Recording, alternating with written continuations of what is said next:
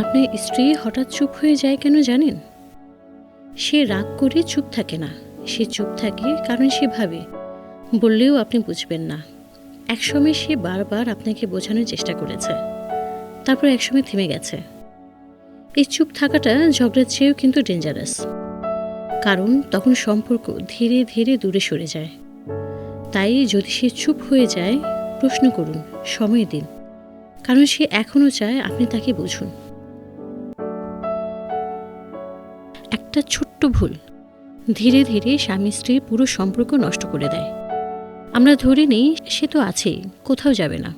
এই ভাবনাটাই ডেঞ্জারাস, কারণ অ্যাপ্রিসিয়েশন না পেলে মানুষ ধীরে ধীরে দূরত্ব তৈরি করতে থাকে। সে তখন আর কমপ্লেনও করে না, চুপচাপ বদলে যায়। তাই আজ থেকে ছোট ছোট অ্যাপ্রিসিয়েশন দেখান, কারণ ভালোবাসা টিকে থাকে যত্নে, আদরে।